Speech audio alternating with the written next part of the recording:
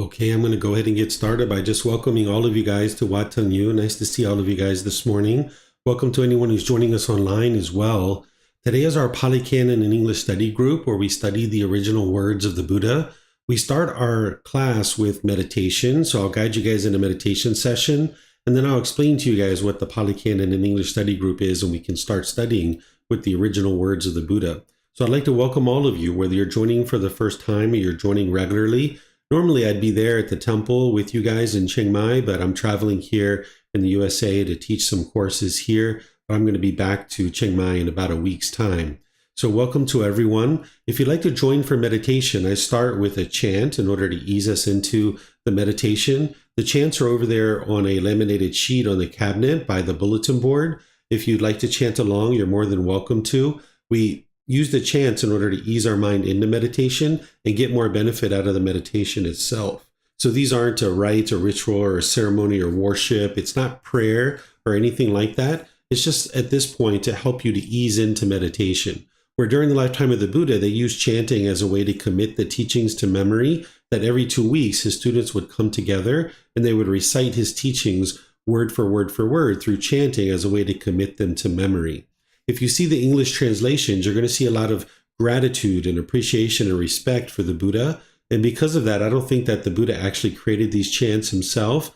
They were probably created by his students, either during his life or after his death, because a Buddha wouldn't walk around with arrogance and pride and kind of tell their students, okay, chant these things to me.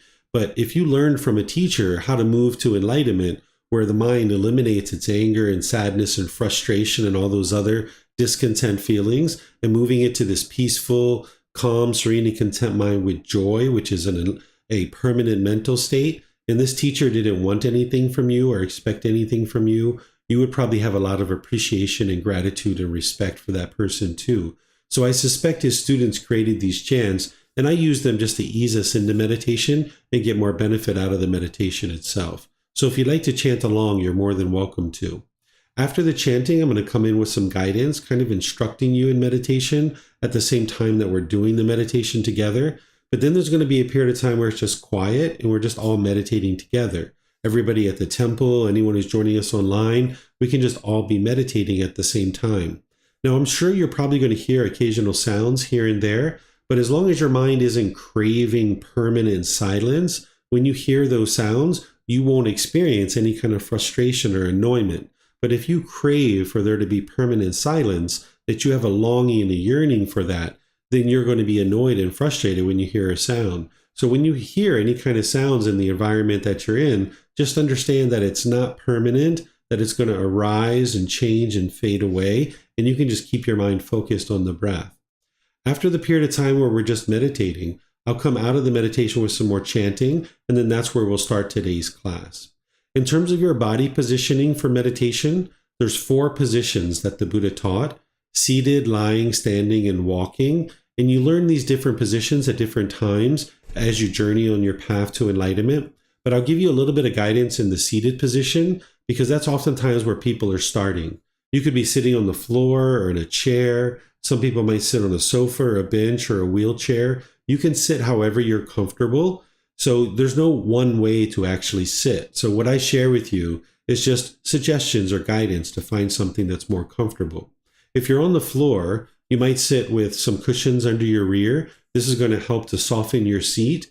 And you might decide to bring your legs together lightly in the cross-leg position. Some people like to put their legs off the mat, and this helps to keep the circulation in the lower legs so that you don't experience pain. So that's why you just like your legs lightly crossed. The Buddha put his right hand over his left with his thumbs together, and then he put this into his lap. And if this is comfortable for you, you could use it. But it's not about everybody doing it exactly the same way. Some people like to put their palms on their thighs or on their knees. Some people put their palms up or rest their hands comfortably in their lap. So you can do whatever's comfortable for you. The upper body is helpful if this is erect, with your sternum up and your shoulders back. It'll keep the mind attentive and alert during the meditation, so that way you can actively train your mind during the meditation. It also helps you to breathe in through the nose and out through the nose. So again, I'm going to get us started with the chanting, and you're welcome to join in if you like, and then I'll come back in with some guidance to be able to help you during the meditation.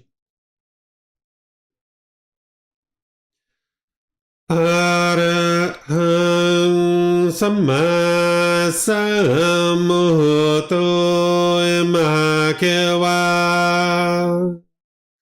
Wat Tung Makewanang Apiwateyami Savakato Mahakawata Tammo Dhammang Namasami Supatipano Mahakawatu Sāvaka Saṅkho Saṅghang Namami Namo Tassa Bhagavato Arahato Samma Sambuddhassa Namo Tassa Bhagavato Arahato Samma Sambuddhassa Namo Tassa Bhagavato Arahato Samma Sambuddhassa Iti piso Bhagava Arahang Samma Sambuddho Vicacaranang Sammuno Sakato Rogavitu Anutero Purisa Dhamma Sati Satatawa Manusnang Bhutto Bhagavati.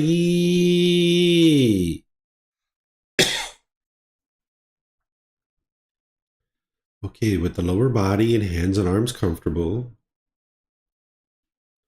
and the upper body erect. Just close the eyes and start breathing in through the nose and out through the nose. Here you're just looking to establish the breath, a nice, natural, steady, consistent breath. Not forced or controlled, just a gradual inhale through the nose, experiencing the full breath. And then, whenever you're ready, exhale out through the nose. Breathing in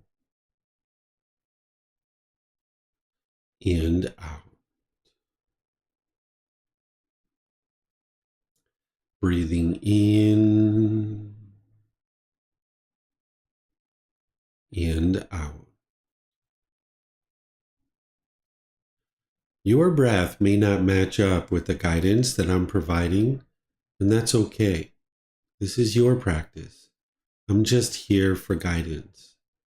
You can use this voice as a reminder that whenever you get to the next inhale, breathing gradually through the nose, developing a nice, natural, steady, consistent breath. And then whenever you're ready, exhale out through the nose, experiencing the full breath. Breathing in and out. Breathing in and out. With the breath well established, start fixating the mind on the breath, either the sound of the breath coming into the nose or the sensation of air moving over the skin into the nose. The breath is the present moment. Fixate the mind on the breath, the present moment. Breathing in and out. Breathing in and out.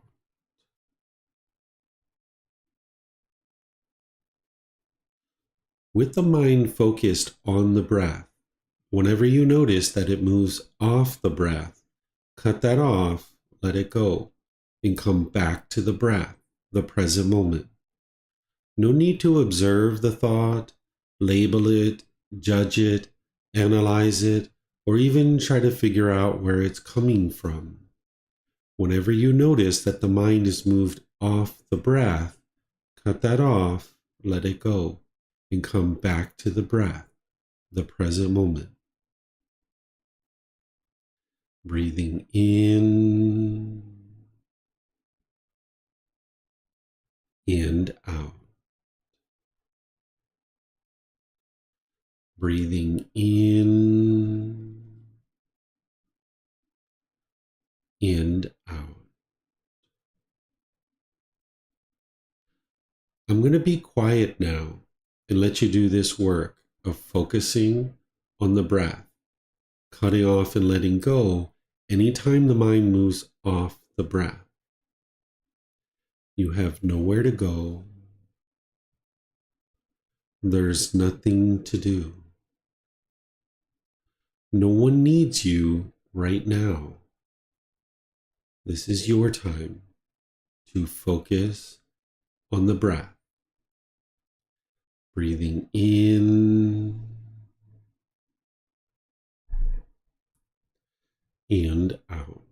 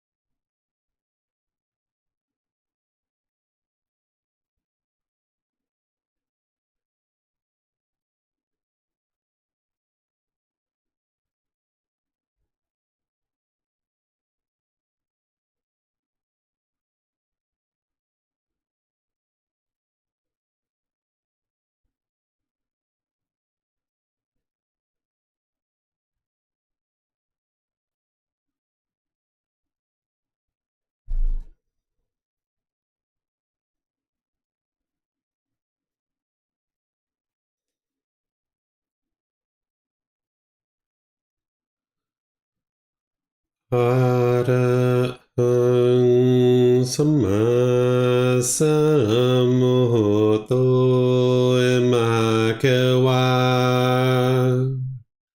โอตังมะคะวันหังอภิวาเทมิสวากขาโตมหาควตาธัมโม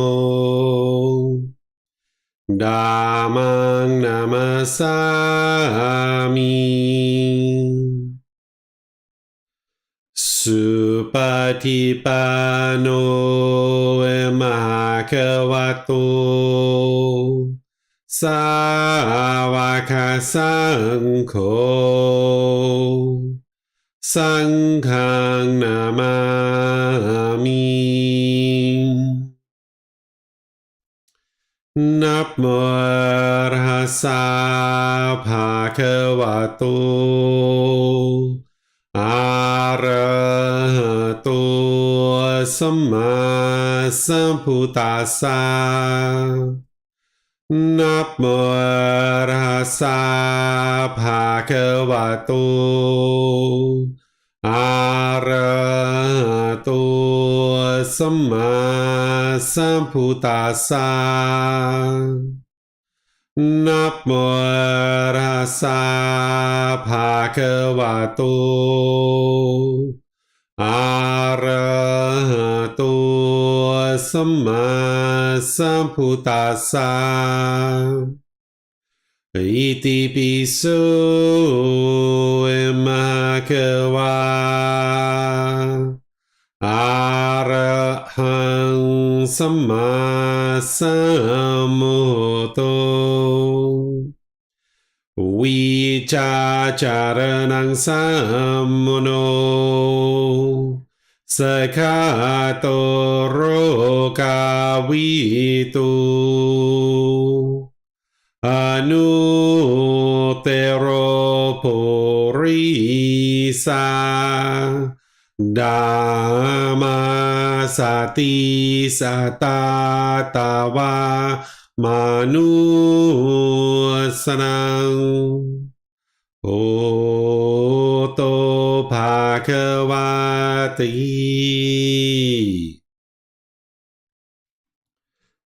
If you guys would like to slowly make your way out of meditation,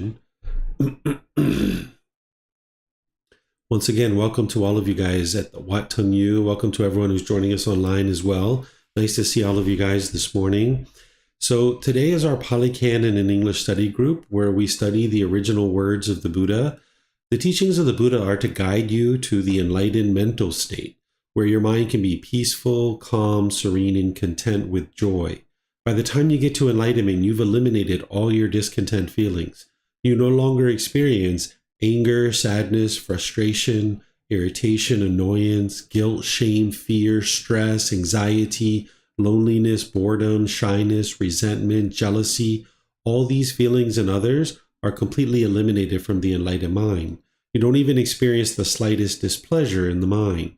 You'll notice that there's focus and concentration and clarity and deep memory. You'll notice that your personal professional relationships are really blossoming, that you're not bitter and harsh and hostile in your relationships any longer. And you'll notice that you're not even in a bad mood, that the causes and conditions that are producing this have been uprooted from the mind and they no longer exist. So it's physically impossible for an enlightened being to experience something like anger. Now, I know many of you may think that your anger and frustration and these kinds of things are being caused by other people, but it's not actually being caused by other people. And the teachings of the Buddha will guide you in being able to see that it's your own mind that's causing these feelings, and that's why you can actually eliminate them. If it was everyone else who was causing your feelings, you would never actually be able to eliminate these discontent feelings. So what we do in this temple and in all the programs that I share is I help you to understand the teachings that's going to help to guide you to the enlightened mental state.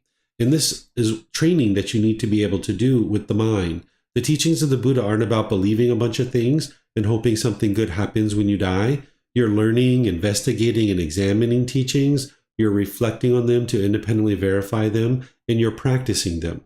by integrating the tools and techniques into your day-to-day life to uproot these pollutions that are in the mind that allows the mind to function optimally without the anger and sadness and frustration and these other discontent feelings. So what I do in this program is I help you guys to learn the original words of the Buddha by guiding you in understanding what he actually taught. In the Pali Canon and English study group, students are oftentimes coming in from other programs like the Foundation and the Path to Enlightenment course or the group learning program or things like that. I know some of you've never studied the original words of the Buddha before, and today might be something that, isn't what you would normally start with, but you can actually learn things today that are going to actually help you in your journey to enlightenment. But just understand that what I'm going to be sharing with you today is not actually the way that most people start learning the teachings. There's other foundational programs that'll help you to learn. But the way that I do this particular program is I invite students at the temple and those of you guys on Zoom that if you would like to read one of these chapters, you can read a chapter. And then after someone reads it, I will share some teachings on that. And then I will open up to any and all questions that you guys have. If you would like to volunteer to read a chapter, if you're at the temple, all you need to do is get one of the microphones there in the white bowl. You press the gray button, you'll see the lights come on. Just hold the microphone up to your chin and we'll be able to hear you all throughout the live stream, and you'll be able to hear each other at the temple as well.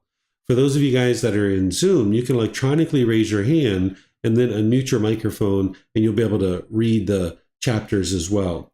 And as you go through today's class, for those of you guys that are at the temple, you can keep the microphones with you because you might have more than one question or you might volunteer to read more than one time. So those of you guys that would like to ask questions, if you're at the temple, again, you can use the microphones. But if you're in Facebook, YouTube, or Zoom, you can put that into the comments section and I'll be able to see that. Or if you're in Zoom, you can electronically raise your hand and ask any and all questions that you like. So is there anyone who would like to volunteer to read this first chapter? This is Volume 8, Chapter 21.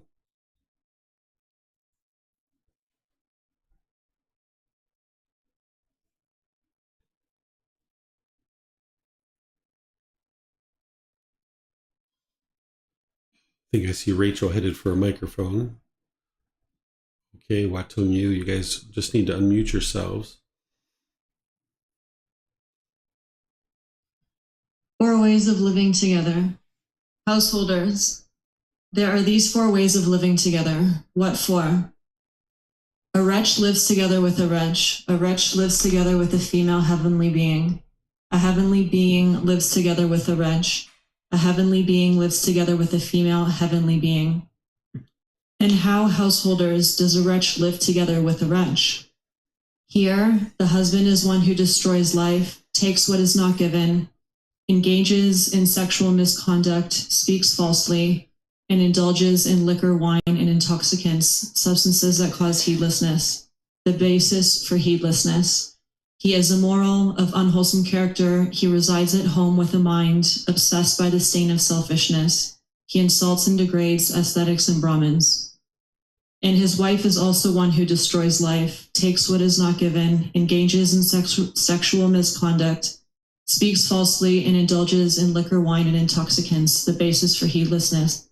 She is immoral, of unwholesome character. She resides at home with a mind obsessed by the stain of selfishness.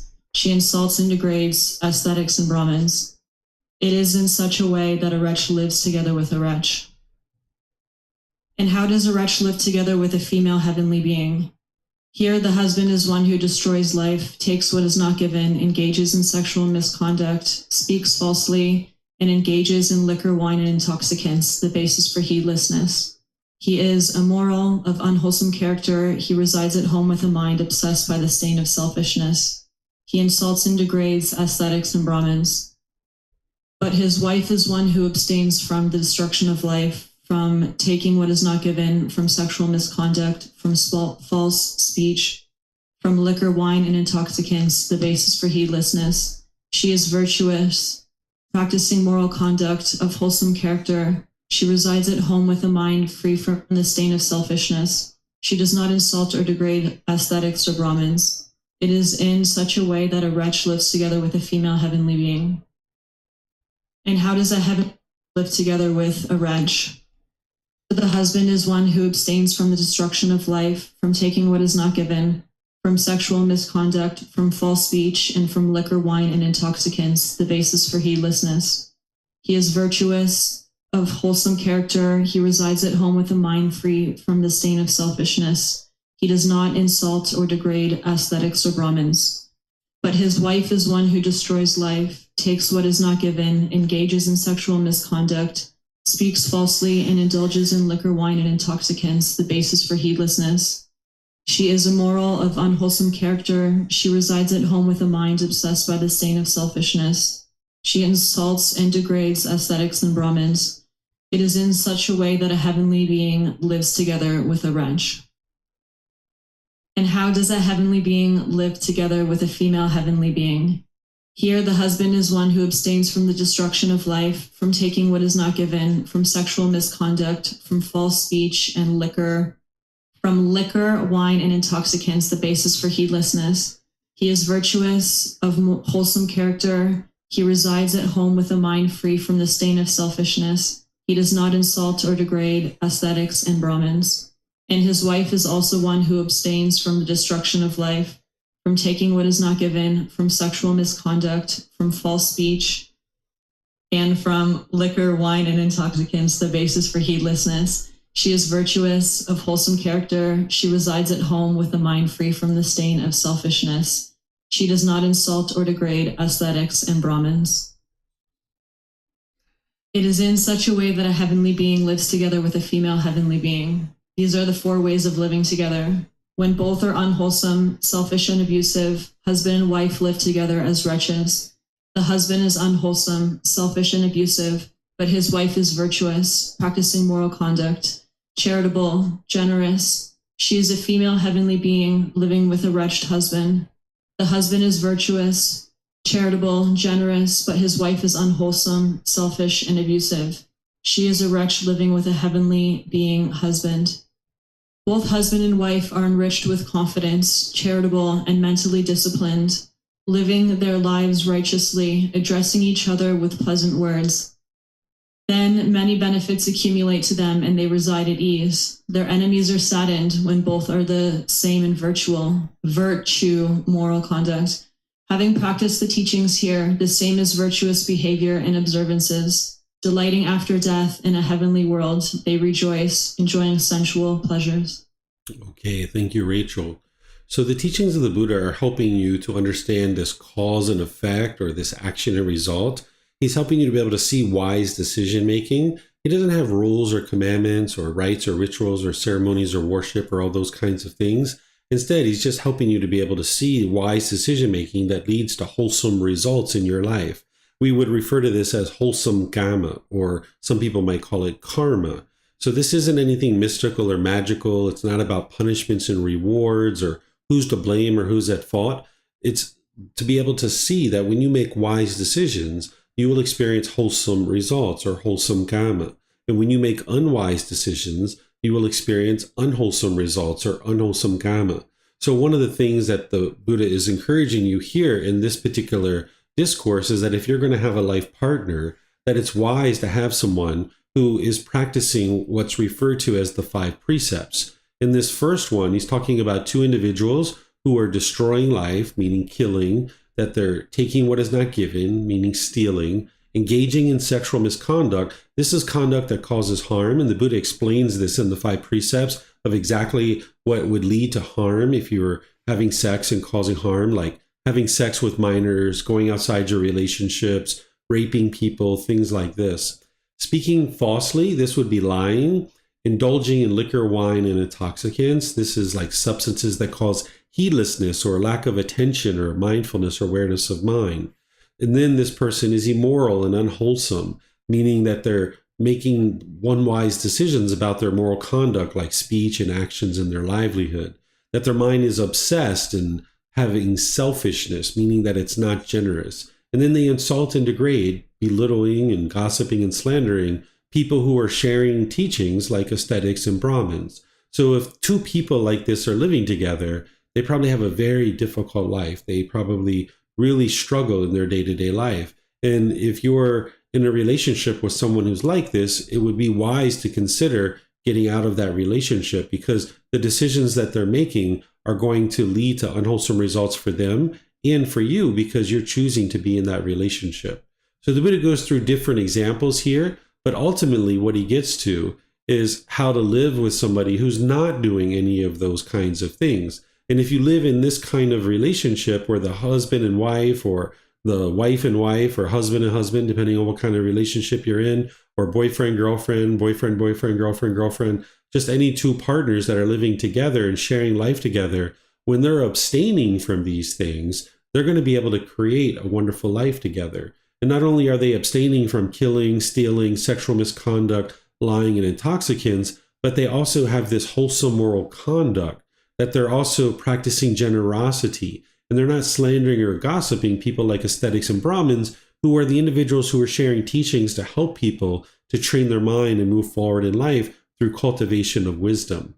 So if you're having a partner, or you're interested in having a partner, it would be wise in looking for an individual who is practicing some of these basic teachings. If you're deeply into these teachings and you're looking to get with a partner who maybe you're going to spend your life with, you would like to look for someone who is actually practicing the teachings of the Buddha, because you're going to have a much better experience in that type of relationship, because you guys are both kind of playing from the same sheet of music, so to speak. Whereas if you guys are looking at two different sheets of music, the music's not going to sound very beautiful. So having a partner who is understanding basic moral conduct, eliminating any kind of selfishness, this is going to be really helpful for you in terms of the type of partner that you might decide to live with. This particular book here, this is all about the household practitioners. This is volume 8. So here the Buddha is sharing teachings for household practitioners that are going to help you to make wise decisions in your day-to-day life. Do you guys have any questions on this? Remember, you can raise your hand in Zoom, or those of you guys that are in Facebook, YouTube, or Zoom, you can also put your questions in the comment section.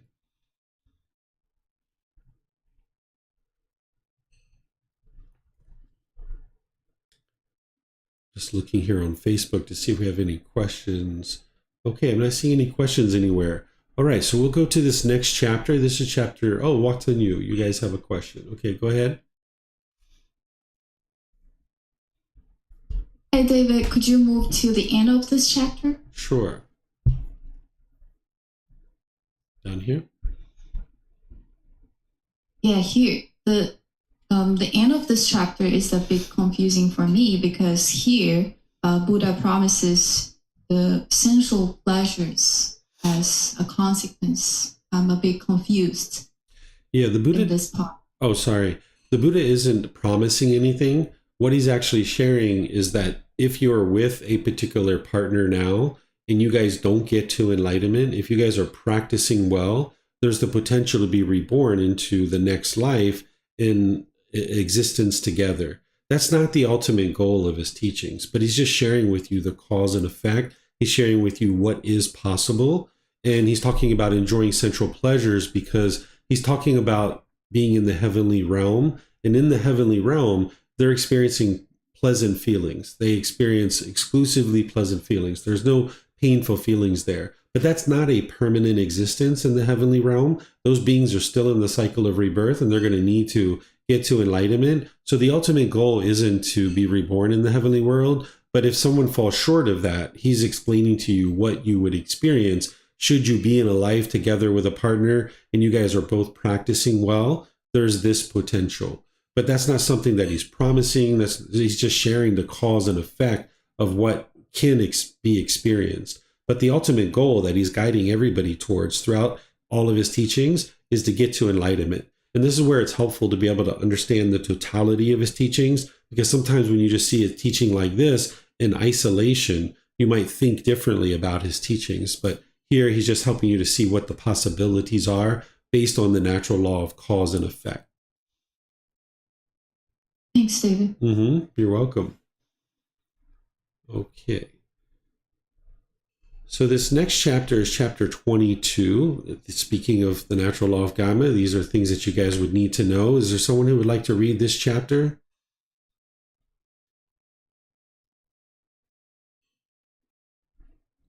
Okay, looks like Keely's going to read. Go ahead, ma'am.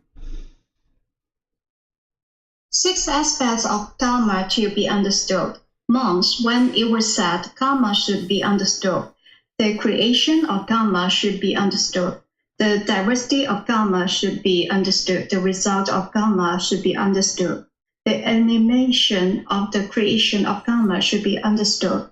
The way leading to the elimination of unwholesome karma should be understood. For what reason was this said? 1. It is volition, choices, decisions, monks that I call karma. For having willed intentional choices, decisions, one acts by body, speech, or mind. 2. And what is the creation of karma?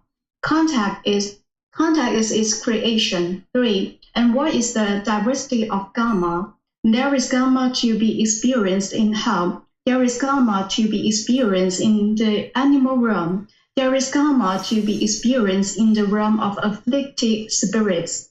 There is karma to be experienced in the human realm, and there is karma to be experienced in the heavenly realm. This is called the diversity of karma. 4. And what is the result of karma? The result of karma, I say, is threefold: to be experienced in this very life, or in the next rebirth, or on some subsequent occasions. This is called the result of karma. 5. And what monks is the elimination of the creation of karma. With the elimination of contact, there is elimination of the creation of karma. 6. The Noble Eightfold Path is the way leading to the elimination of unwholesome karma, namely, right will, right intention, right speech, right action, right livelihood, right effort, right mindfulness, and right concentration. When monks, a noble disciple that understands karma, the creation of karma, the diversity of karma, the result of karma, the elimination of the creation of karma, and the way leading to the elimination of unwholesome karma, he understands this penetrative spiritual life to be elimination of unwholesome karma. When it is said, karma should be understood, the creation of karma should be understood, the diversity of karma should be understood, the result of karma should be understood, the elimination of the creation of karma should be understood, the way leading to the elimination of unwholesome karma should be understood. It is because of this that this was said. That's all. Thank you. All right. Thank you, Keely. So these are 6 aspects of the natural law of karma that one needs to understand. There's other aspects of the natural law of karma that you need to understand as well, but these are 6 kind of foundational things to be able to understand about this natural law. Remember, nothing in the teachings of the Buddha are about belief. It's about being able to see the truth for yourself. And these teachings are actually going to help you to be able to eliminate all your unwholesome karma. Because by the time you get to enlightenment, you're only experiencing wholesome karma.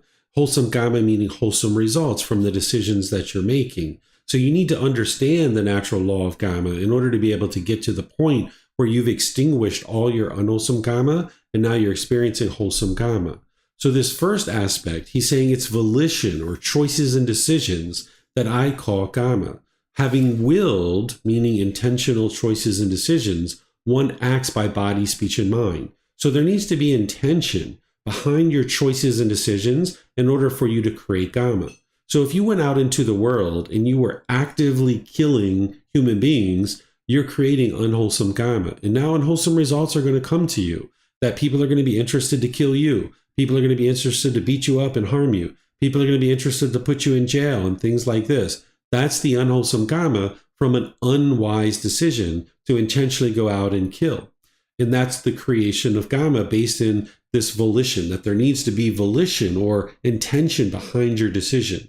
But if you are walking down the street and say a cockroach ran under your foot and you stepped on it, not realizing that's what was happening, and this being ended up dying, there's no creation of karma there because there's no intentional choice that is being made. So this is important to be able to understand as it relates to karma. Then the creation of karma needs contact. There needs to be contact between the beings. You need to be able to see, hear, smell, taste, touch with the body, or there needs to be thoughts or ideas through the mind. Whenever there's contact coming through between two beings, you're now creating Gama. So when you meet somebody or when you talk to somebody, you're creating Gama anytime you come in contact with another being. So there needs to be contact in order for there to be creation of Gama. Then the diversity of Gama is the Buddha is helping you to be able to see that you will experience Gama in each of these 5 realms. And this is also something that you can independently verify, that these 5 realms exist and that there's Gama to be experienced in each of those realms. He talks about the hell realm, the animal realm, afflicted spirits, the human realm, and the heavenly realm. So you can't run and hide from your Gama. You're going to experience it in one of these 5 realms. And he also explains that here in the 4th aspect of Gama, that the result of Gama, I say, is threefold, to be experienced in this life, the next rebirth, or some subsequent occasion, meaning some future life. So what he's explaining is you can't run and hide from the decisions that you make. If you make decisions unwisely, you will experience the results of those decisions. You can't run and hide from that. Then he says that the elimination of the creation of Gama is through the elimination of contact. Because if contact is what creates Gama, then the elimination of Gama is to eliminate contact. Where this becomes very helpful for you is, say that you're in a conversation with like your life partner or something like this, or a friend or family member. And now that person is starting to get angry and you're starting to get angry as well. And your own minds are causing this anger. And if you stayed there and dwelled in that anger and you created an argument or you guys were yelling and hollering at each other, now that contact is going to create unwholesome Gama because you're yelling and hollering and screaming at each other. But if you understand that there needs to be contact in order to create Gama, when you're noticing the anger and frustration coming up in the mind, just walk away, break contact, eliminate contact. Because when you eliminate contact, there is elimination of the creation of Gama. You can't create any Gama in that situation. So maybe you go to your room, you chill out for a couple of hours or something like this, and maybe you have a conversation later when the mind's more calm. So this is what's going to help you to extinguish your unwholesome Gama so that you're not producing any unwholesome Gama through your decisions. So you would like to get to the point where you're noticing the condition of your mind, and any time that you can't be polite, kind, friendly, and respectful with the people around you, that you choose to walk away, so that way you're not putting out harmful and unskillful conduct through your intention, speech, or actions. Then as you learn the Eightfold Path, this is what's going to help you to eliminate all your unwholesome Gama. This is a foundational teaching that I teach in all the foundational programs, that as you learn and practice the Eightfold Path, you're going to be able to extinguish all your unwholesome Gama and get to the point where you're only practicing wise decision-making that leads to wholesome results for you. Because as you see down here, the Buddha says that once you understand all of these things, that you understand that this particular path to enlightenment is all about the elimination of unwholesome Gama.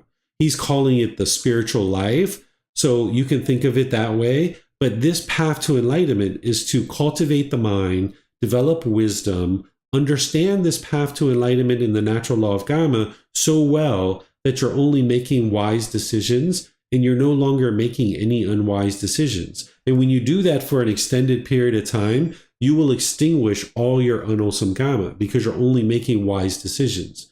One of the ways you can think about it is like all throughout your life, you're like putting mud in the garden hose. And now that you might decide to get on the path to enlightenment, you hook your garden hose up to the faucet and you start putting clean water into your garden hose. Well, this garden hose is going to spit mud for a while because you've put mud in the garden hose in the past. But if you get enough clean water going through this garden hose, eventually you're going to get nothing but clean water out of this garden hose. It's going to spit mud from time to time, but if you get enough clean water into this garden hose, eventually you will flush all that out. So coming to the temple, reading books, meditating, talking with a teacher, making wise decisions in your personal professional life, that's putting clean water into your garden hose. And now eventually you will get to a point where you're no longer making unwise decisions and you're no longer experiencing unwholesome karma. It's only wholesome karma. In that way, you'll be able to experience the peace and the joy in your day-to-day life. So let me know what questions you guys have here on this particular chapter. You can put that into Facebook, YouTube, or Zoom, or you can raise your hand in Zoom and ask any questions that you like.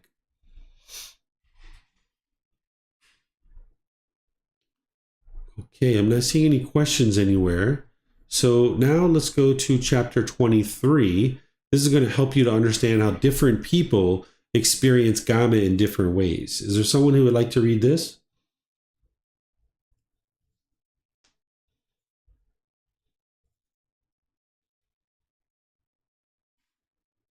All right, I don't see. Oh, there's Wat Tung. Okay, guys.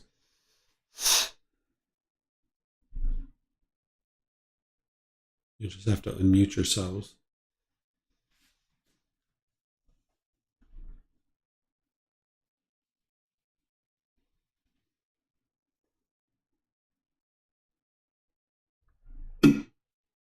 The smile of a lump of salt.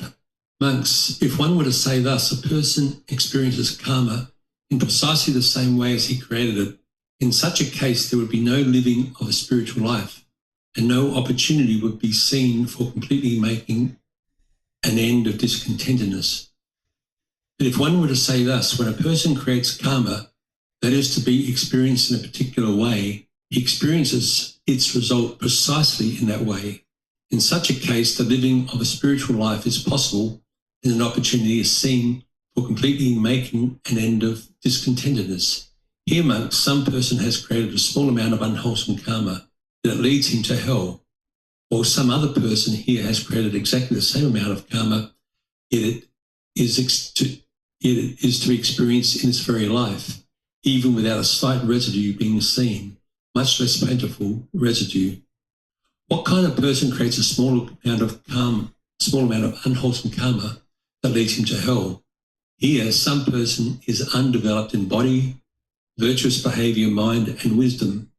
He is limited and has a mean character, and he dwells in discontentedness. When such a person creates a small amount of unwholesome karma, it leads him to hell. What kind of person creates exactly the same small amount of unwholesome karma, and yet it is to be experienced in this very life without even a slight residue being seen, much less painful residue? Here, some person is developed in body, virtuous behavior, mind, and wisdom. He is unlimited and has a lofty character, and he resides without measure. When such a person creates exactly the same small amount of unwholesome karma, it is to be experienced in this very life without even a slight residue being seen, much less plentiful. Suppose a man would drop a lump of salt into a small bowl of water. What do you think, monks? Would that lump of salt make the small opportunity water in the bowl salty and undrinkable? Yes, venerable sir. For what reason? Because the water in the bowl is limited. Thus, the lump of water would make it salty and undrinkable. But suppose a man would drop a lump of salt into the river Ganges. What do you think, monks? Would the lump of salt make the river Ganges become salty and undrinkable? No, venerable sir. For what reason? Because the river Ganges contains a large volume of water. Thus, that lump of salt would not make it salty and undrinkable. So too, monks, some person here has created a small amount of unwholesome karma, yet it leads him to hell. Or some other person here has created exactly the same small amount of karma, yet it is to be experienced in this very life without even a slight residue being seen, much less abundant. Here, monks, someone is imprisoned for stealing half a kapana or 100 kapanas, or someone else is imprisoned for stealing the same amount of money. What kind of person is imprisoned for stealing half a kapana or 100 kapanas? Here, someone is poor with little property and wealth. Such a person is imprisoned for stealing half a kapana or 100 kapanas.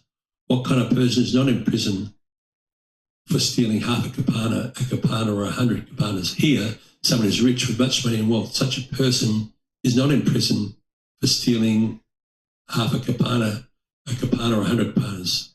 So too, monks, some person has created a small amount of unwholesome karma, and it leads him to hell. Or some other person here has created exactly the same amount of karma, yet it is to be experienced in this very life without even a slight residue being seen, much less abundant. Monks, take the case of a sheep merchant or butcher who can execute, imprison, fine, or otherwise penalise someone who has stolen one of his sheep, but can't do so to someone else who has stolen his sheep. What kind of person can the sheep merchant or butcher execute, imprison, fine, or otherwise penalise for stealing a sheep? One who is poor with little property and wealth. The sheep merchant can execute, imprison, fine, or otherwise penalise such a person for stealing a sheep. What kind of person can the sheep merchant or butcher execute, imprison, fine, or otherwise penalise for stealing a sheep? One who is rich with a lot of money and wealth, a king, a royal minister. A sheep merchant and butcher can't execute, imprison, fine, or otherwise penalise such a person for stealing a sheep. Can only plead with him, Sir, return my sheep or pay me for it. So too, monks, some person who has created a small amount of unwholesome karma that leads into hell, or some other person has created exactly the same small amount of karma, yet it is to be experienced in this very life without even the slightest residue being seen, much less abundant. If, monks, one were to say thus, a person experiences karma in precisely the same way that he created it. In such a case, there will be no living of the spiritual life and no opportunity to be seen for completely making an end of discontentedness. But if one were to say thus, when a person creates karma that is to be experienced in a particular way, he experiences its results precisely in that way.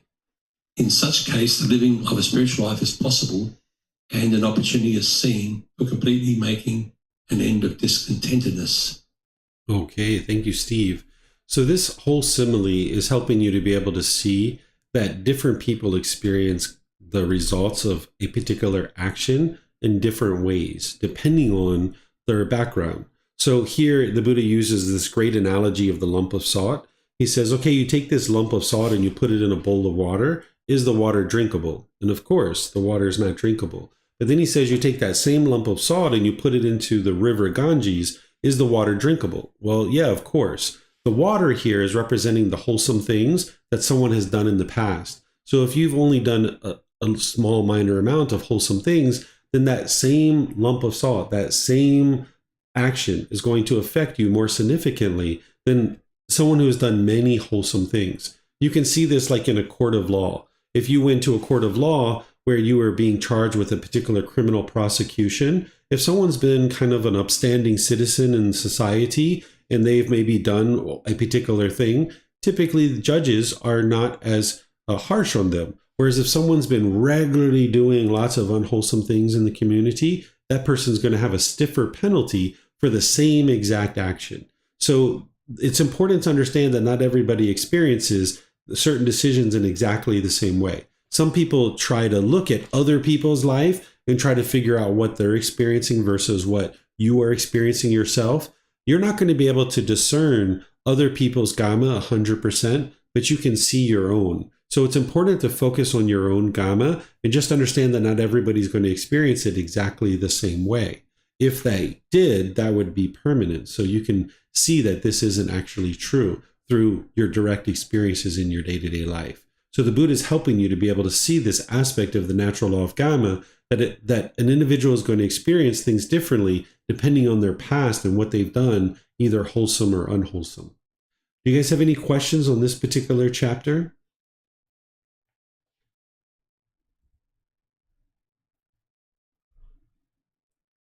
Okay, Wat Tung, you go ahead, guys.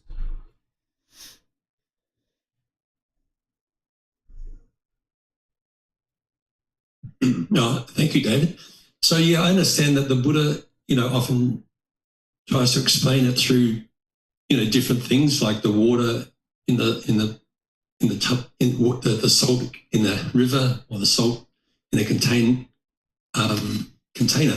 But down below, when he talks about, I just don't get this bit about the yes, like someone can prosecute a poor person, but he can't prosecute a rich person. I just don't get I can't get the meaning of that one. What can you give a bit more elaboration on that, please? Yeah, it's the same kind of thing. What he's saying is people who are rich and wealthy tend to not experience the dramatic effect of any particular action. So if a rich person stole something versus a person who has less resources stole something, he's saying that these two people are going to experience the result of that differently, where the person who has less resources will typically experience more significant harms, where the person who has a significant amount of resources and money will tend to not experience that. And you can see this in the public eye, that you can see rich people who are celebrities or politicians or things like this, they tend to not experience the results of their decisions in the exact same way as a person who has less resources.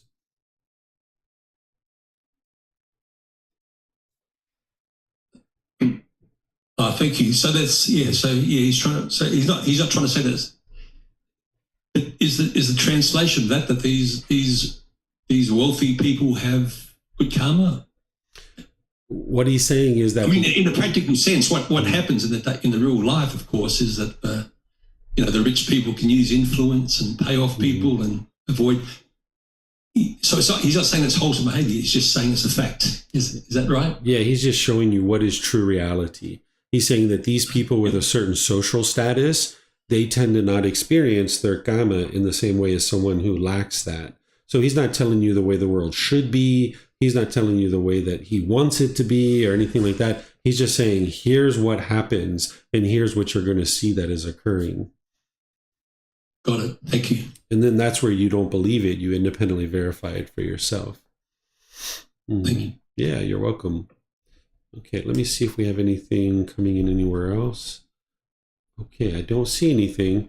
So let's go to this next chapter. This is chapter 24. Would somebody like to read this? It's a very short one.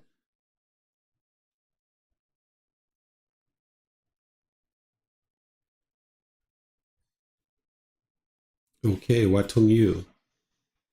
The elimination of unwholesome karma, the Noble Eightfold Path.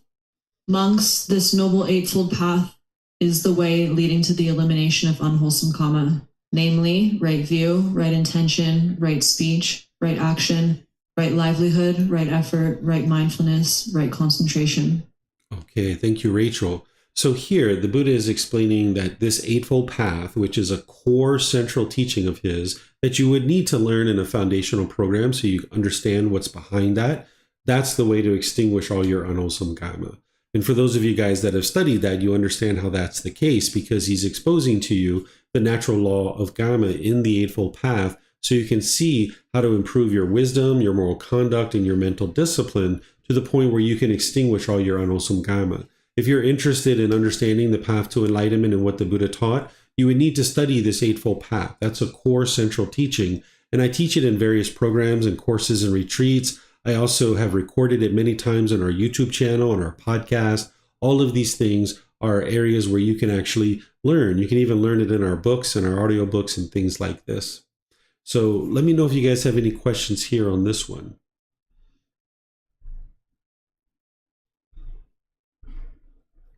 Okay, I don't see any questions. So let's read this one, chapter 25. Maybe we'll make this our last chapter for today. Is there someone who would like to read this one?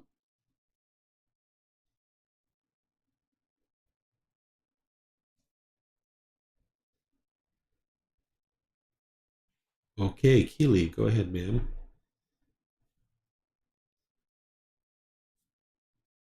At minimum leads to deeds.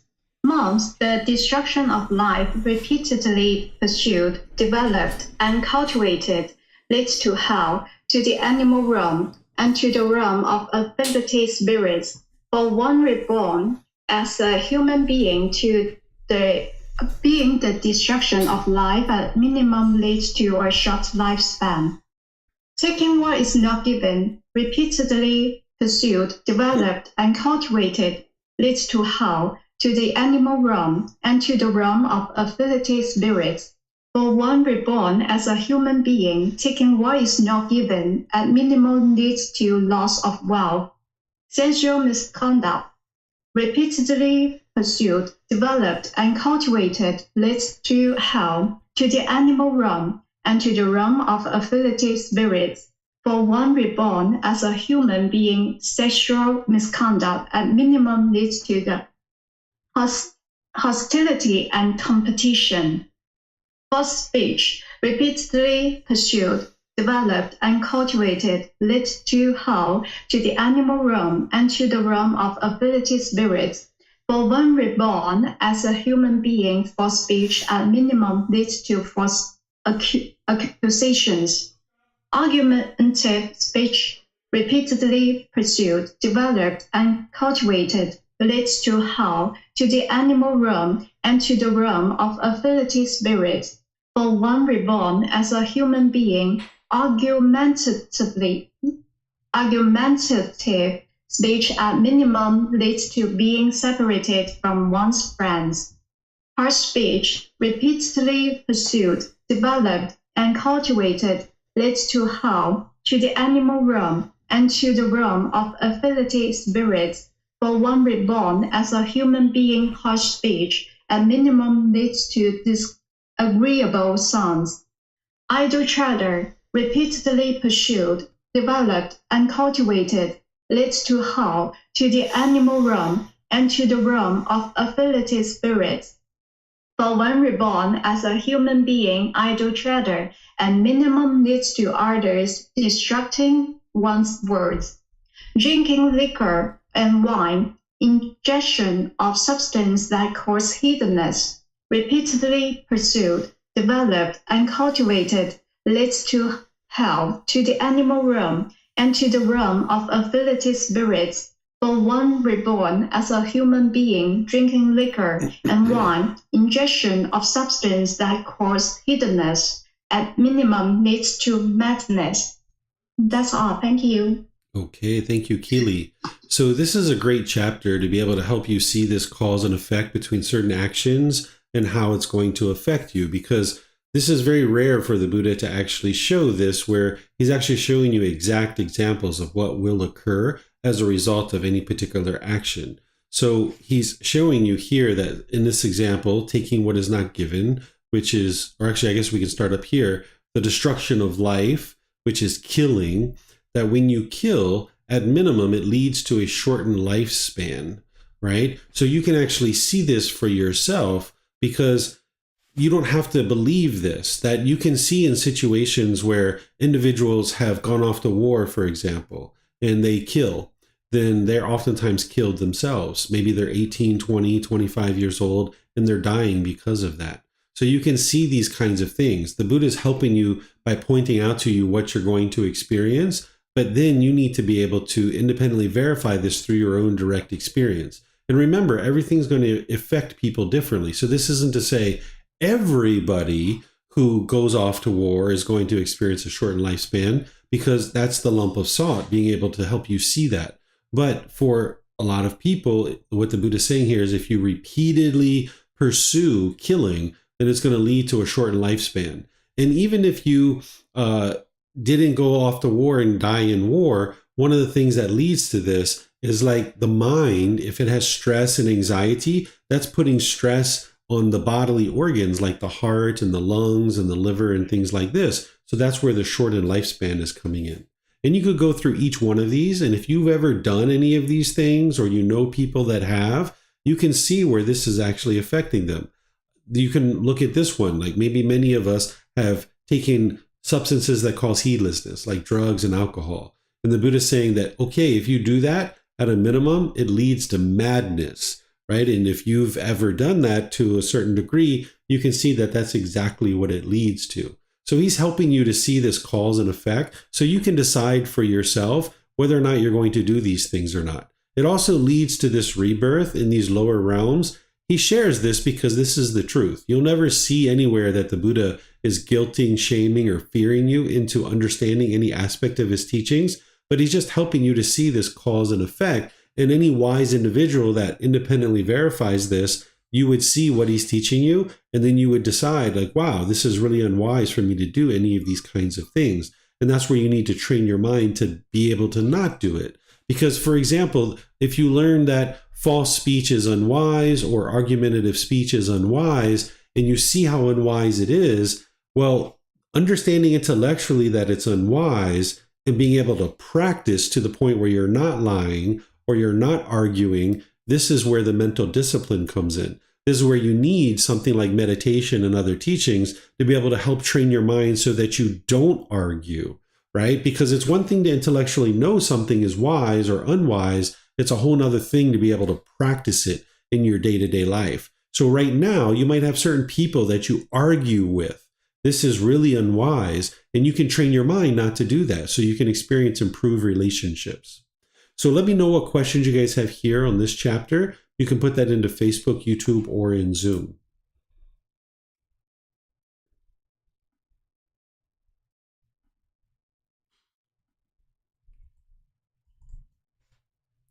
Okay, I'm not seeing any questions anywhere. So I'm just going to end class here by thanking all of you guys for joining. Thank you for your interest to read and volunteer to read. Thank you for the students at Wat Tung that set up the classroom and made that available for all of you guys there. That's very kind of you, very generous of you. Thank you for your support while I'm away and traveling. If you guys would like to learn more about the teachings of the Buddha, if this is your first time learning, I suggest that you start with Volume 1. That's the best place to start, and you can learn in some of our foundational programs, either at the temple or through our live stream. That's the best way to really get started. This particular program is for individuals who really have already studied those things, but you can surely learn in this too. You don't have to have done it that way, but oftentimes people come in and it's their first time learning, and they actually learn quite a bit in these particular classes. So everybody and anybody's always welcome into any of our classes, but just understand that there's more of a foundational way to build up your understanding of the path to enlightenment, and usually the foundational programs are a good way to do that. So tomorrow in our group learning program, I'm going to be teaching Volume 1, Chapter 18. This chapter is titled God's Creative Action. You have free will. I'm going to help students to understand this being God and how you can get to enlightenment with a relationship with this being or without a relationship with this being. It's really up to you. And then on Wednesday, I'll be doing guided meditation with students and then opening up to any and all questions that you guys might have. So thank you all for joining for today's class, and perhaps we'll see you guys in a future class. Be well and take care. Have a wonderful and lovely rest of your day. We'll see you next time. Sawadee Kap.